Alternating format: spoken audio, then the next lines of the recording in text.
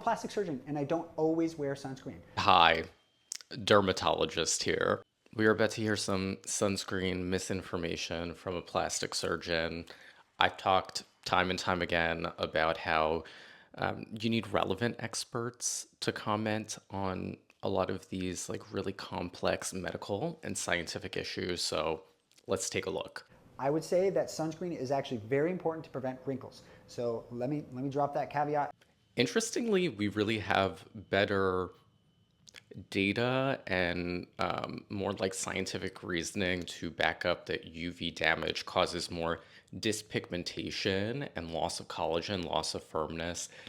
The actual mechanism behind UV exposure and increased wrinkling is not quite there. That's just an interesting tidbit. And getting excessive sun exposure will cause premature aging and it can cause skin cancer. But I don't always wear sunscreen because some sunscreens can actually be reactive to your skin. So chemical blocking agents can cause breakouts on your skin. Let's add a little bit of nuance here. When we talk about breakouts from the chemical, aka organic UV filters, that usually has to do with allergy and irritation. So, like the person's specific sensitivities. A lot of people hear breakouts and they think of acne.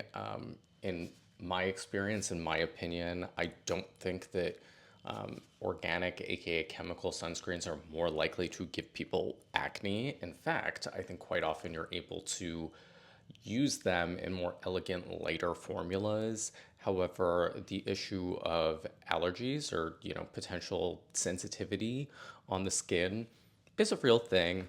It is just kind of a person to person issue. Skin and can get absorbed in your body and have been shown to be toxic at certain levels.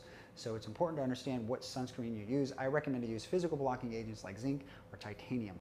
Saying that organic filters can get absorbed into the bloodstream at toxic levels. So, where the FDA currently stands is they tested, I think, all of the commercially available sunscreen filters for the US, and they found that some of them with continued use can be found at levels in the bloodstream that warranted more testing. They set a cutoff below which those substances don't need to be tested further. And some of these UV filters were found to be absorbed above that threshold that showed that they needed to be tested further. And that testing is ongoing. It was not found to be in humans at toxic levels. That did not happen. The FDA's opinion at this point was that there was no evidence of any danger, so that those UV filters remained on the market for now while the rest of the testing happens. Okay, the best way to actually avoid sun is to have a physical protective barrier, right? So long sleeves or shirts or pants that cover exposed areas and hats that protect your face. I think protective clothing and hats are great. They're really foolproof, especially if you're getting garments that are UPF rated. A UPF rating is kind of analogous to SPF, but for clothing and accessories. And the reason that they're so great is that they're foolproof. It's not like sunscreen where you may not be applying enough or you need to reapply. These will be consistent at least to their guaranteed number of washes, which is usually 40 washes. So that's not a bad idea.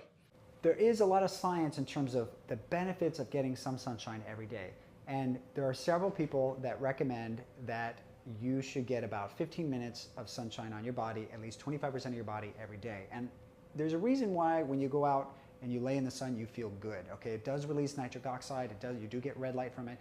What are the benefits? Who are the people that are saying this? Is it based on any data? Where do those figures come from? This is totally unexplained. Look, I think that a lot of people think us dermatologists are telling people, like, never go out in the sun, and, like, that is not the case. Live your life. Like, go out and enjoy. I do. I go outside. But there's never been any data showing that anything about protecting your skin from the sun is detrimental to overall health.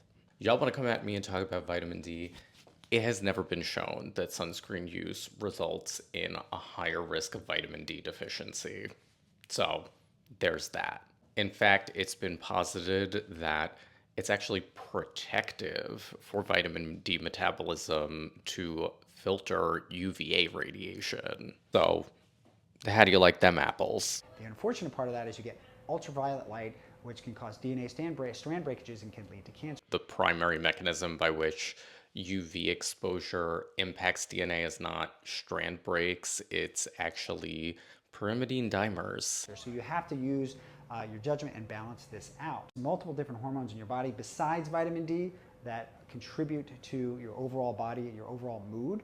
Too vague. What are they? And how does protecting your skin from UV radiation impact that?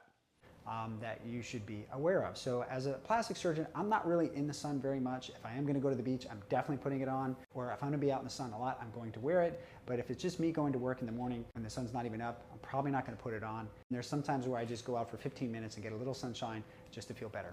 Let me know how you feel about sunscreen. Do you use it every day? What do you use? And what should we look out for? I think sharing your personal experience, like what you do on a daily basis, like isn't necessarily a bad thing. But when you're speaking from a place of authority and like you can't back up any of like this science, I think there's an issue with that. Like I have an issue with that. I go outside every single day. Here's what I do. Sunscreen, any sunscreen of my choosing, SPF 30 or higher to all exposed areas before I go outside.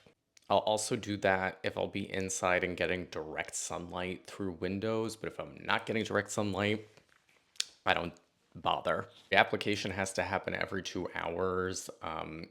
The way that I approach this is say I go outside to go to work in the morning, I put on sunscreen before that. If I'm indoors and not getting direct sunlight all day for the 8 or 10 hours that I'm working, I'm not reapplying. I will reapply before I go outside again if the sun is still out.